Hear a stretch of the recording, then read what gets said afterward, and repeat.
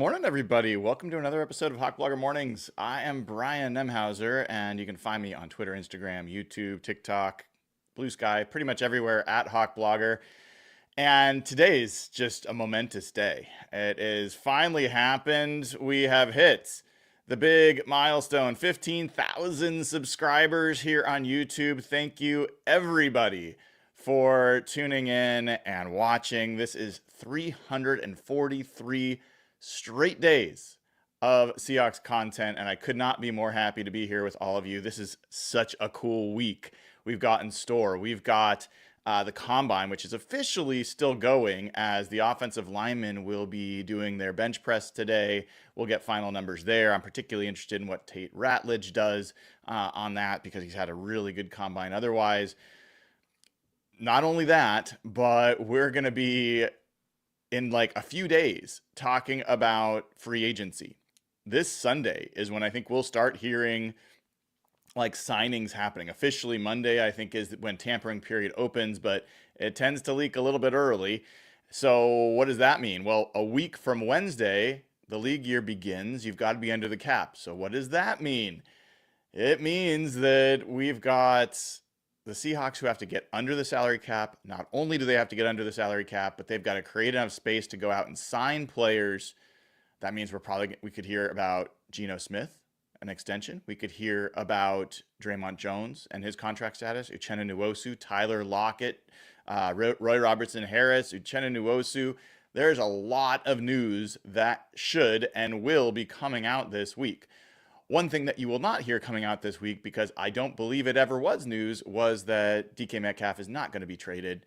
Latest report from The Athletic is that while teams have been inquiring, the Seahawks have no intention of moving DK Metcalf, so those teams are moving on to other things. It was noted that when the contract extension and negotiations begin, that things could change, because things can always get a little bit hairy in those negotiations. But as I've been saying since I've listened and talked to John Schneider and Mike McDonald multiple times on this topic, Clint Kubiak as well, this is not a guy they're looking to move. Yes, teams can call. Yes, teams can inquire. They can even make sexy offers.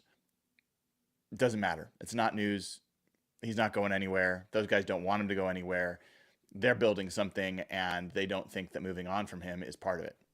Different conversation about whether they should move on from him or whether they shouldn't entertain offers. I know everyone reacts to that.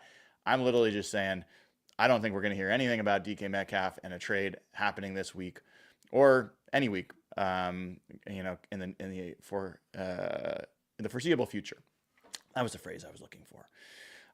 So again, thank you all for getting up to 15,000 subscribers. Really, really cool. Appreciate. We kind of hit the goal. I wasn't sure we would to get there this week. Very, very cool.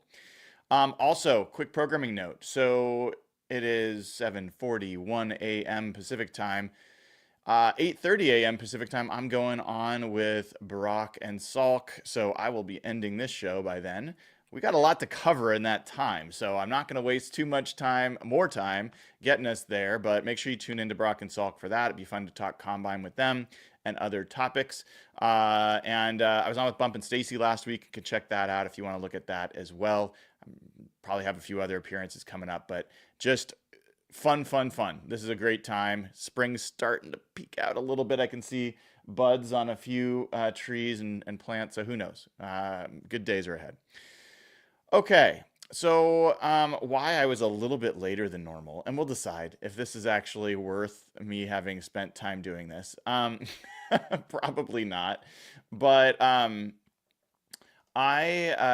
wanted to create some visual aids for today, and I did not finish with all of them because you know what? I just didn't. I wanted to get to the show because we got a lot to cover. So the focus of the show today is, how do we make the best offensive line recipe? Now that we've got this information about the Combine and results, we're coming up on free agency. How do we think about the combination of O-line and free agents and draft picks to get the best possible Seahawks offensive line. And how about a little love for this thumbnail? I admit I spent a little bit of time. I spent like 5 minutes on this. That's about 4 more minutes than I usually put into my thumbnails. But Chef John Schneider is going to have to put some things together to get us to where we want to be. And so one of the things that occurred to me last night as I was kind of passing out from jet lag at like 8 o'clock or whatever it was, is that there's a lot of paths to the Seahawks having a significantly better offensive line. I thought that the offensive line, group 2, especially yesterday, blew it out of the water.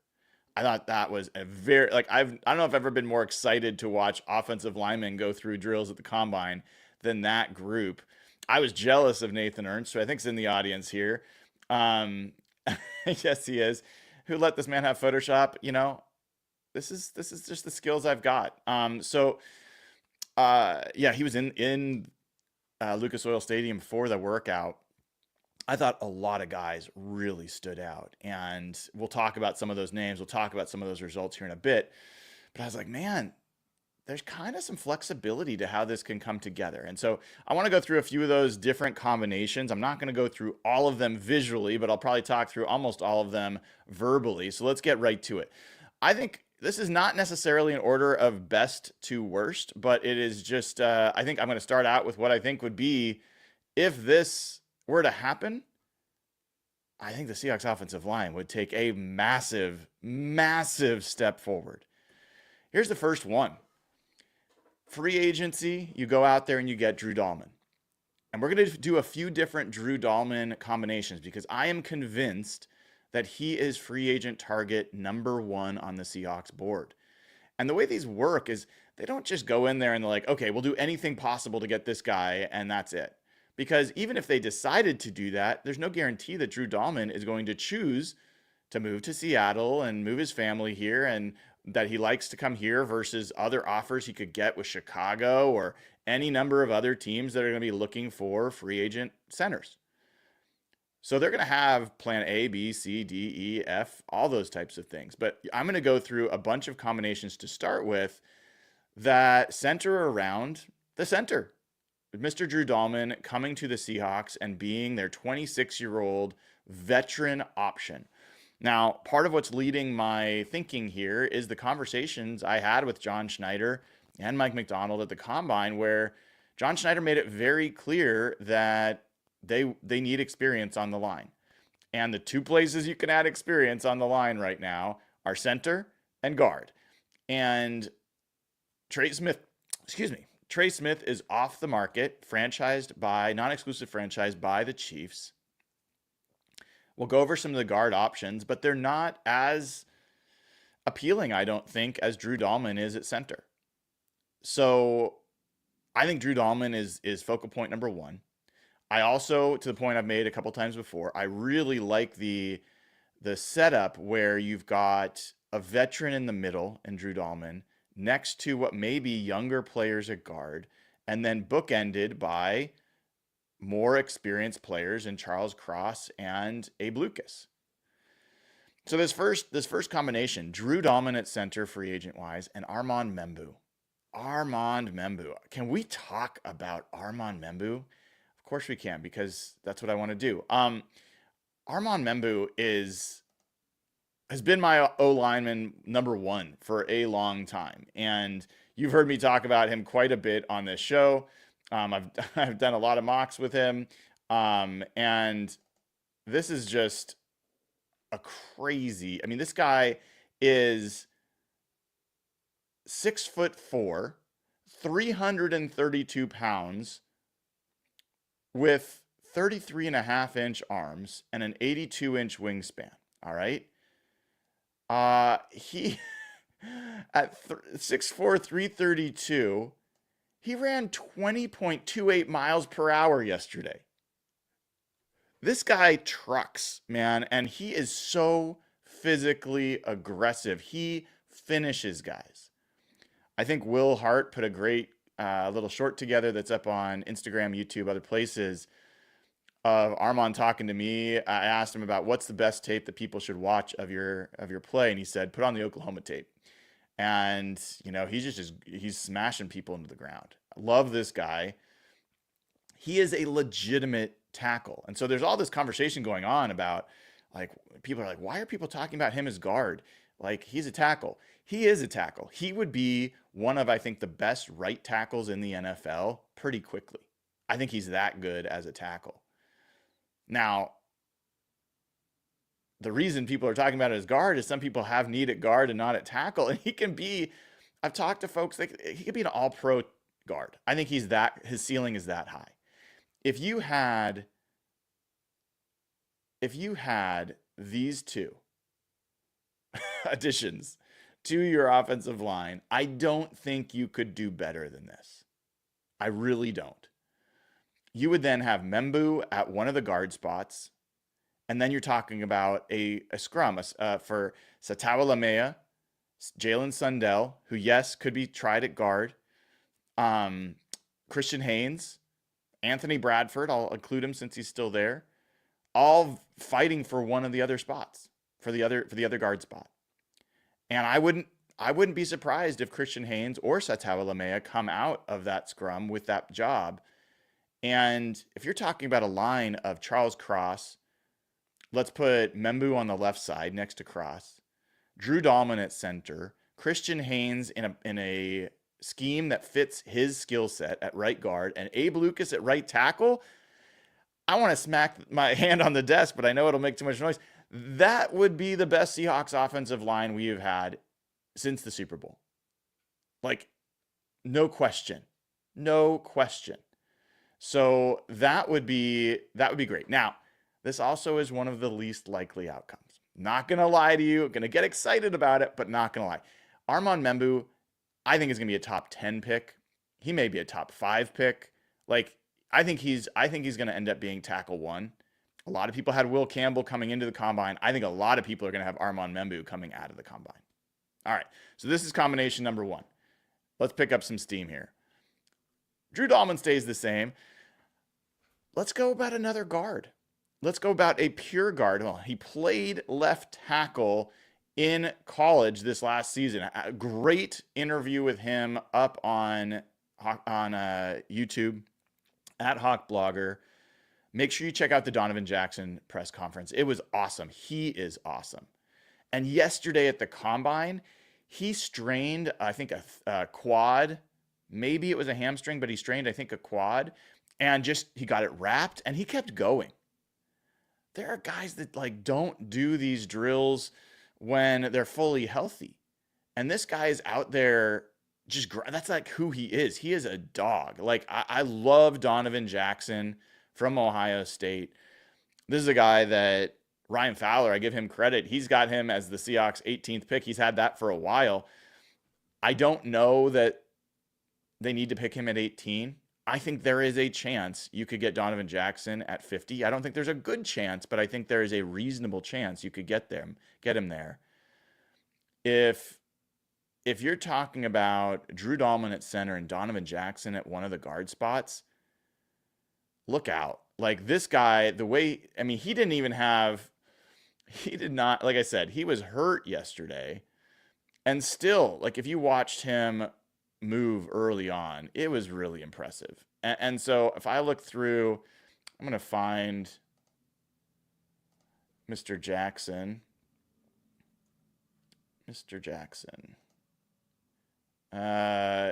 Yeah, so this is not the best. I'm looking at the NFL's Combine website, which is just quite honestly not really wonderfully designed. All right, so Donovan Jackson, 6'3.5", 315 pounds, 33.5-inch arms. Longest arms of the guards that were tested yesterday, I think, based on what I'm looking at. I think this guy is just an outstanding player. So I've got him personally. He has overtaken Tyler Booker for me.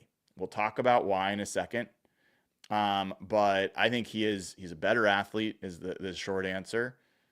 And I think he's a better fit for what the Seahawks would do in a zone blocking scheme.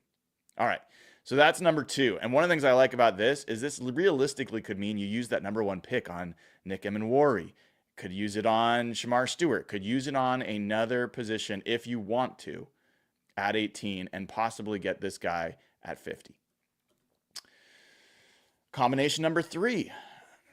This is the Drew Dalman combinations, okay? Combination number 3, Drew Dalman, Gray Zabel. I love Drew Dalman at center, as I've talked about, but I love Gray Zabel, guys. His aura is NFL offensive lineman. That is just what he emanates. And he is going to be in the NFL for years. He's going to be a really good player. And I think the reason for me he's a little bit lower than the other guys is just like size. I have a little bit of concern about size in that regard for him. And he is height-wise 6'5", almost 6'6", 312 pounds. So I think he's fine. I'm going to be really curious what he does in the bench press today. But when I'm talking about size is not height and weight, it's arm length. He's got 32-inch arms. Those are really short. Now, his leverage is amazing. He uses his other things to his advantage. He had 36.5-inch vert yesterday, which was top among, I think, well, showing here among tackles, but I think it was also, let's see, did anyone out jump him? Not that I saw. So, I mean, Gray Zabel also has the opportunity to play center. So there's a different combination here where you've got him at center. But in this particular scenario where you've signed Drew Dalman, Gray Zabel can slide in at one of the guard spots, and I think you're looking really good. So the 32-inch arms for me are a little bit of a concern. I'm not like, I think it just knocks him down a little bit of a peg. I think there's a chance, again, I don't think it's a great chance, but I think there is a chance that he is available at 50. So that's another reason why this is an appealing combination to me, right? So let's keep going. Next. This one's a surprise, folks. This is a surprise. Drew Dalman and Will Campbell. Will Campbell has been locked in as your top offensive lineman taken, maybe a top 5 overall pick from the beginning. Played at LSU, has awesome tape, awesome makeup. This guy is, watch his interview as well. There's over 100 interviews that we've got posted, but watch all of them up on the YouTube channel under videos or just the player interviews playlist, I think it's called. Playlist. So Will Campbell, he measured in at 6'5", almost 6'6". He and Gray Zabel the same height. He's 319 pounds, but 32.5-inch arms. And one of the things just to be aware of with Mr. Campbell and those arms is there's like not a lot of history of guys with that arm length doing well in the NFL. So, I'm looking at, there was a tweet I put out earlier. Here we go. There are 6 starting offensive tackles in the NFL who have arms under 33 inches. Only 6. It's Bernard Raymond, Braden Smith, Caleb McGarry, Luke Gedke, Kendall Lamb, and Alaric Jackson. That's 9% of the 67 offensive tackles with 500 snaps last year. Now, there's some decent players in that list. So it's not a death knell to have under 33-inch arms as a tackle. but you're talking about an outlier. And remember what we've said, scouts say, personnel people say, be careful about outliers. Exceptions is how they call it. You don't want a team full of exceptions. Daniel Jeremiah talks about this regularly. Now, I think Campbell's going to be a guy that is a worthy exception. But I also think that those arms are going to have him slip. And I think it's very realistic that he could be available to the Seahawks at 18. And outside of Armand Membu, he may be the most talented player you could take on the offensive line at 18. And I think from a makeup perspective, you are getting an absolute dog. Like, I think this guy comes in and is a leader year one and just grinds, and he's going to be a great offensive lineman. I don't have much of a doubt about it. I think you play him at guard. I think he won't be thrilled about it. I think he'd like to be a tackle, but I think he can be an outstanding guard for you year one, and have super high upside. So, yesterday he ran under 4.9840 at 319 pounds, 32-inch vert, 9 foot broad, like he 9.5, actually not quite 9.5, but close to it, broad. So, really, impressive as an athlete, impressive mover. I think he's a great fit for the Seahawks, and I think this is realistic. And I think also, as I've said, time and time again, Ray Roberts is always, we don't want guys that are guards, tackles, centers. Like, you want a guy that specializes one position. I get it. But Will Campbell is not a guard / tackle. He is a tackle, a legitimate starting tackle. I think he could play right tackle in this league, potentially play left tackle, to be honest. And I think he can be a great guard. That's different than guys. I'll talk about some other guys in a second that I don't think fit that bill. So guys, this is a number of accommodations I've already gone through. These are all excellent outcomes for the Seahawks. All right. Next, I think this guy was maybe the star of the combine yesterday. I didn't know. Apologies, Tate Ratledge. I was not familiar with your athletic game. Like, I was not. And this guy, I think, just blew up at the combine with his scores.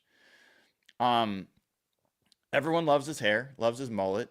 Of course you do. How could you not want that kind of personality on the team? But he had a just crazy combine yesterday. He measures at 6'6", super tall. He has got 32.3-inch arms. So not the longest arms. And he's 308 pounds. So he's a little bit lighter than some of these other guys. Donovan Jackson's 315. We talked about Armand Membu being 333. Armand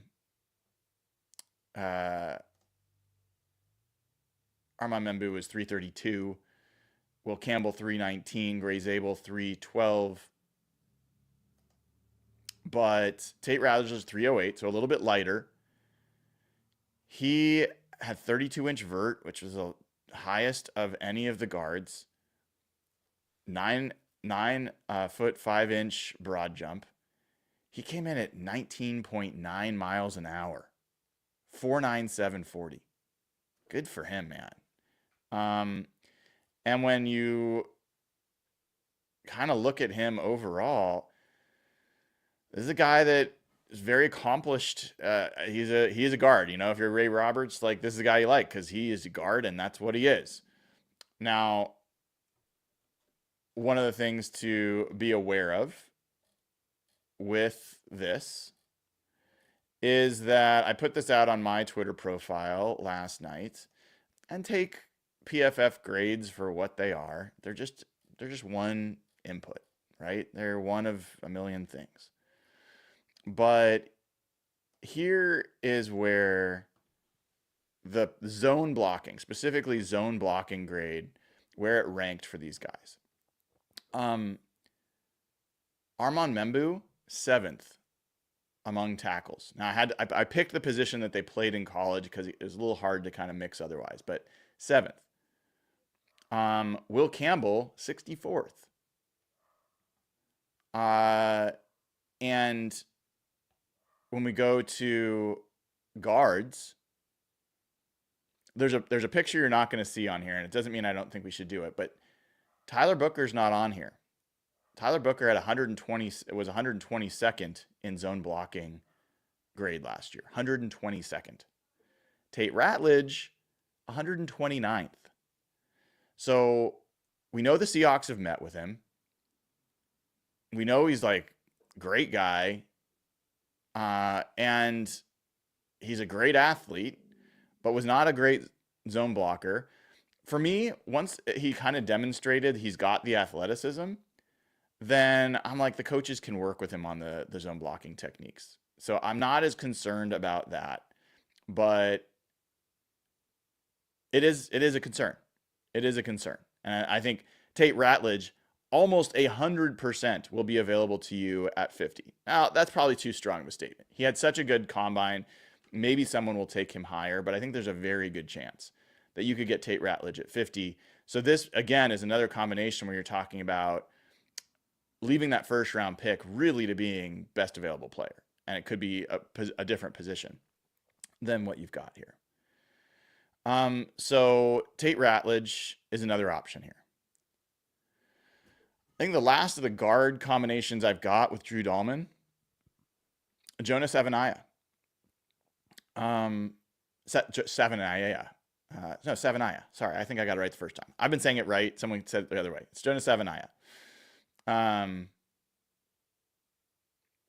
And I thought he had an excellent combine yesterday. I'd a little bit come off of Jonah because at the Senior Bowl, if you're a club level or higher member, you have access to the 1v1 drills. You also have access to defensive line drills and what went on there. And they played Savaiinaea exclusively at right tackle, or almost exclusively at right tackle, and he just really struggled. I don't see it. I talked to Brandon Thorne about it while we were there. Talked to some other guys. I just don't think he is a right tackle. Now, what he can be is a guard. And so I'm looking up his numbers here. Whoops. Let me pull this up. Sorry, folks. This is such a bad UI. Jonah. There we go. Cool. All right. So Jonah yesterday comes out and shows out with, he's 6'4", 324 pounds, 33 and 7/8 inch arms. So almost 34-inch arms, 82-inch wingspan, really long wingspan. So really impressive on that regard. Really, like, he has tackle measurables.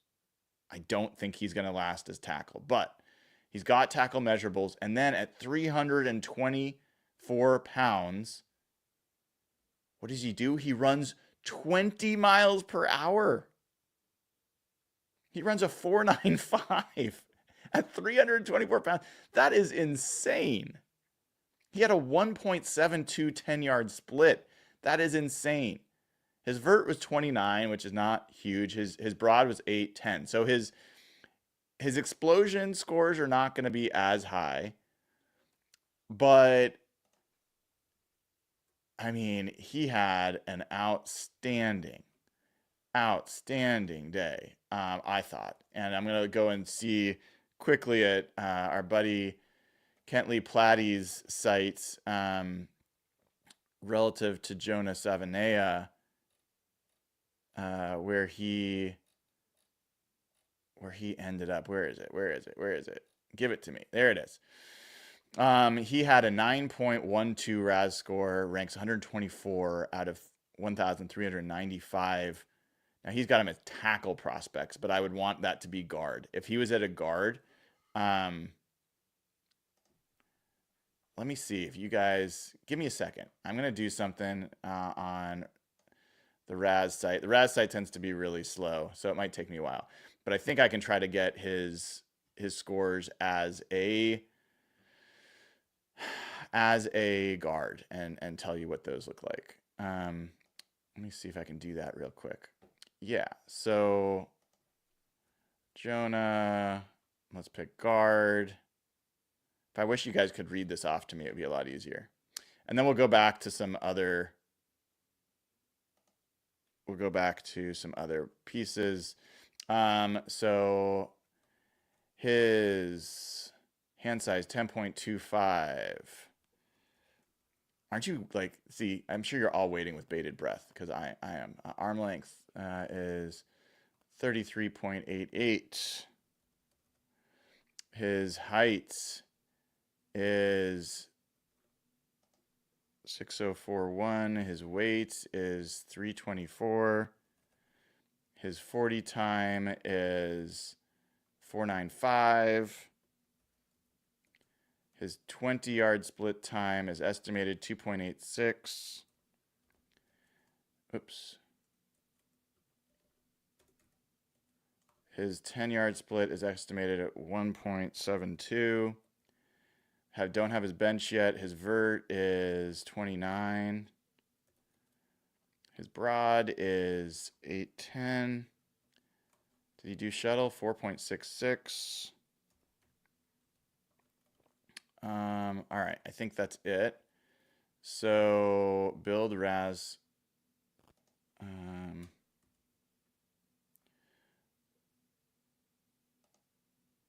Build the Raz card. Oops, I gotta do that again because I mistyped something. What was it? It was on the 10-yard split. Isn't this riveting to watch, guys? You just fascinated? All right, let's build that again. All right. So what I had said is as a tackle, he was a 9.12, so 91st percentile tackle. As a guard, Jonah Savaiinaea is a 99th percentile athlete, which is what I thought. Like, outstanding athlete. And again, I think a guy that is realistic that you could get at 50. If some team decides he's a tackle, he could go earlier.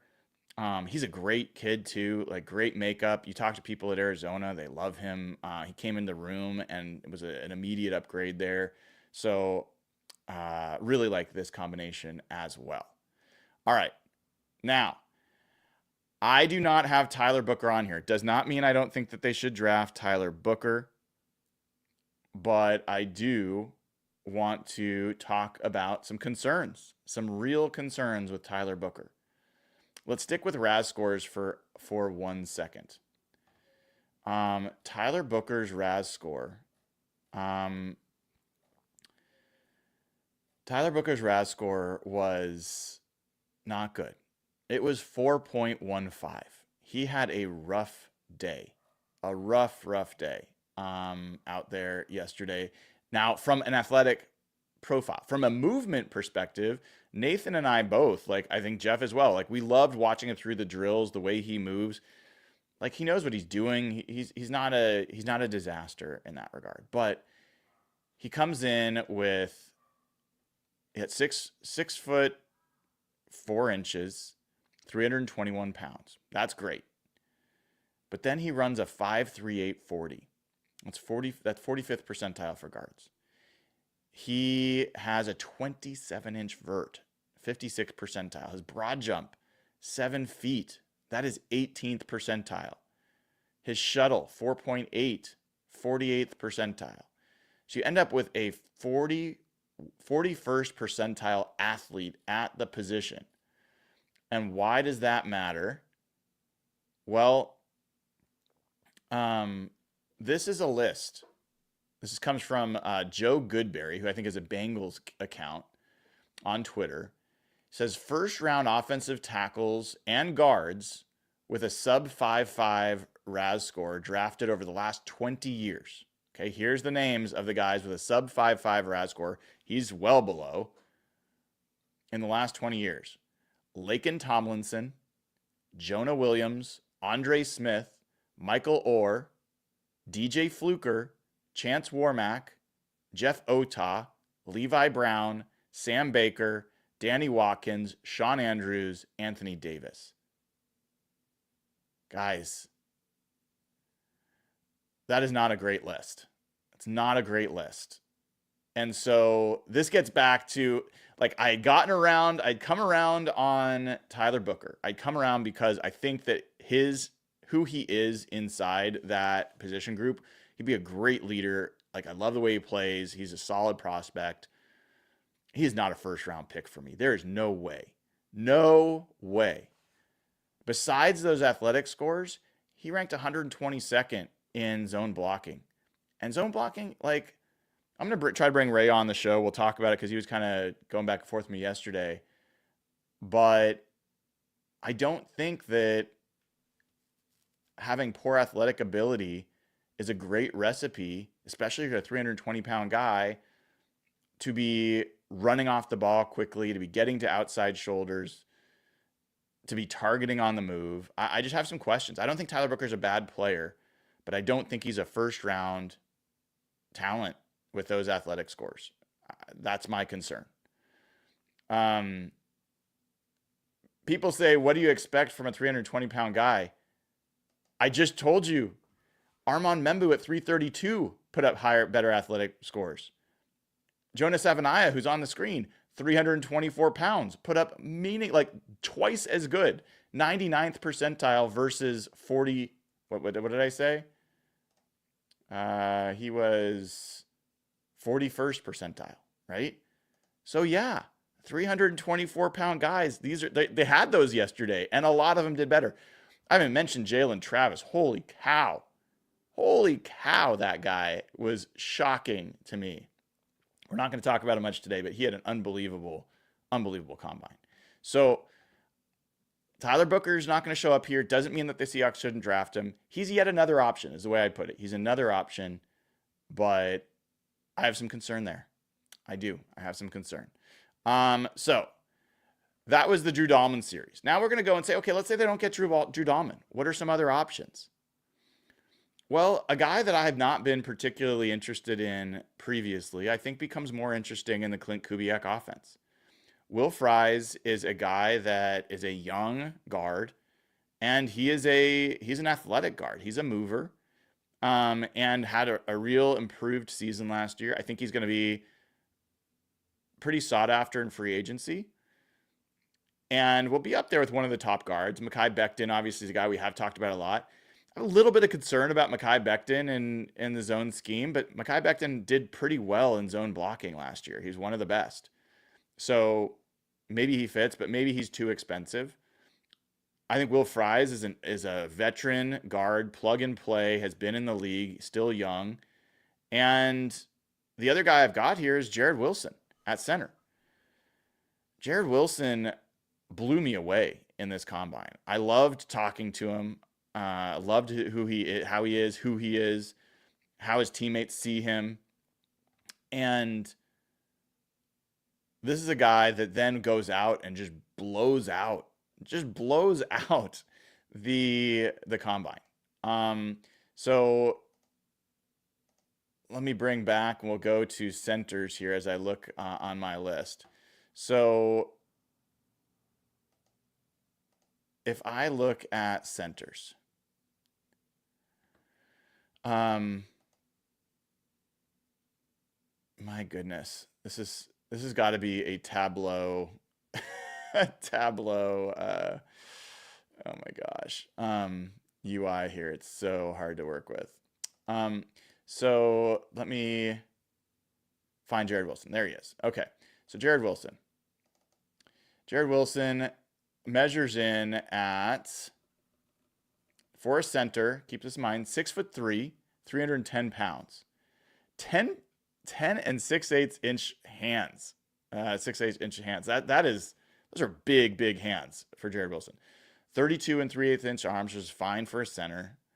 80-inch wingspan, which is pretty good, honestly, for a center.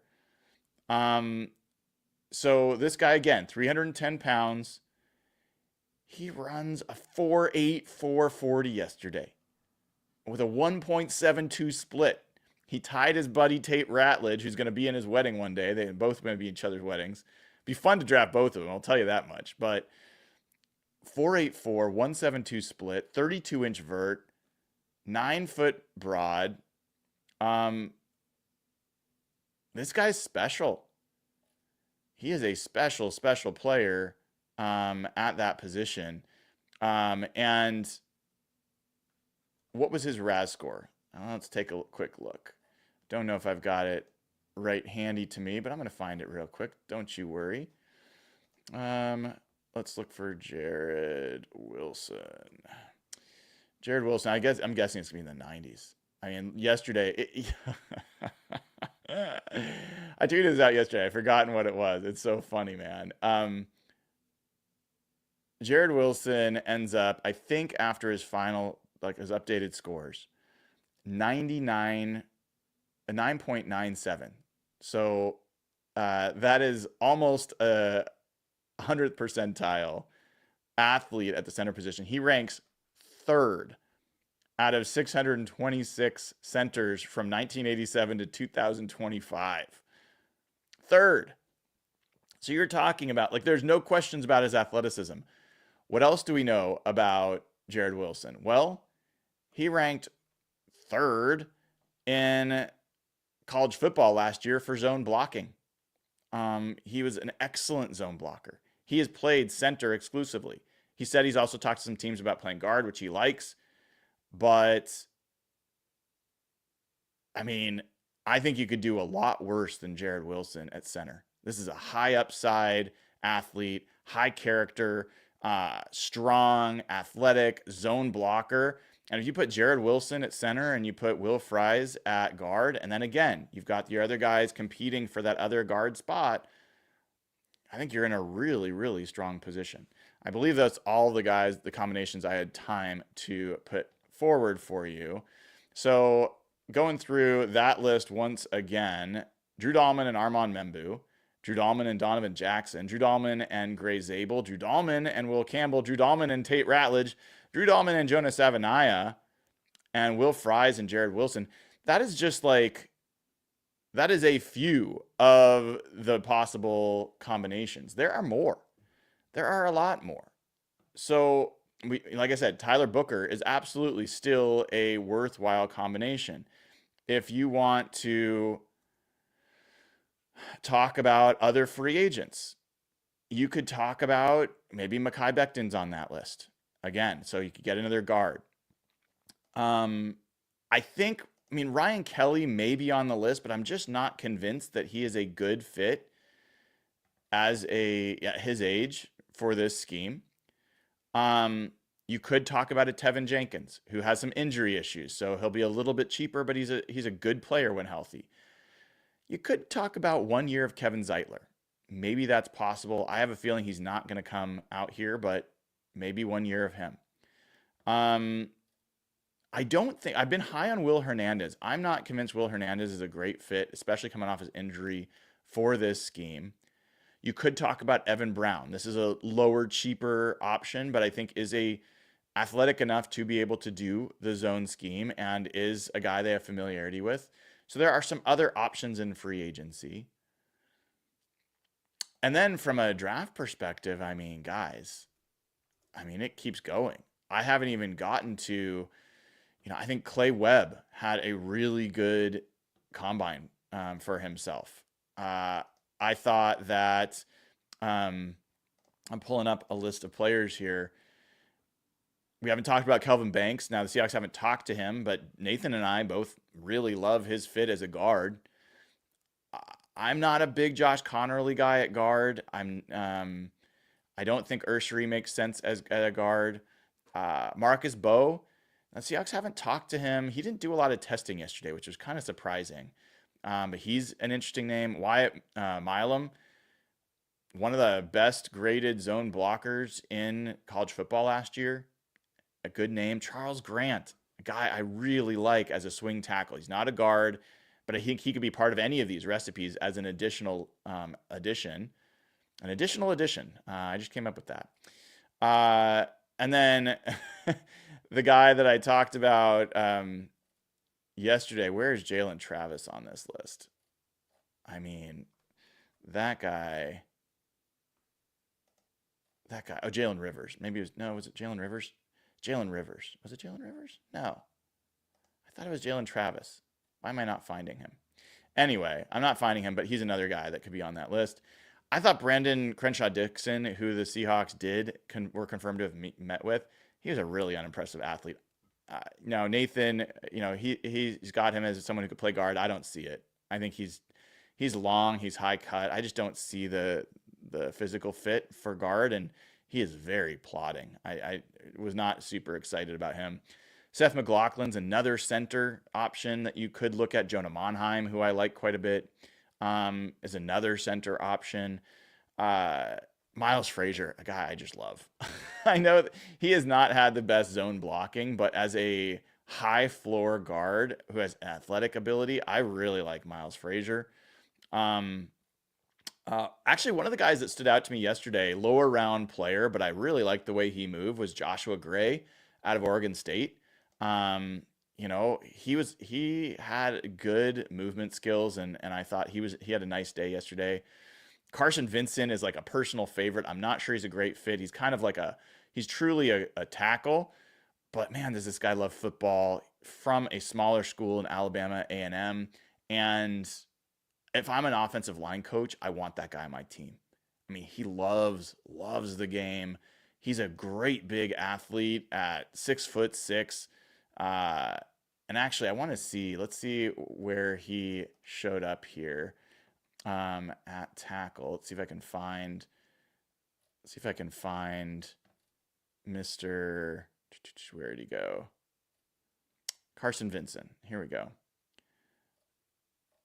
Carson Vincent was. Why won't it let me see all his scores? Lame. Well, he did well. Maybe I can find it here. Hold on. Let me see. I'm being stubborn because I want to see it. So Carson Vincent, there he is. All right. He measured in at 6'7", 314 pounds with 34.5-inch arms. 85-inch wingspan. This guy's just an impressive out. 10.3 10.3-inch hands, I think is what the words I'm trying to get out my mouth. And then he ran at that size 19.5 miles an hour. Ran a 5.1 40, 1.8 10-yard split. Not the most explosive. 29-inch vert, 9 foot broad's pretty good.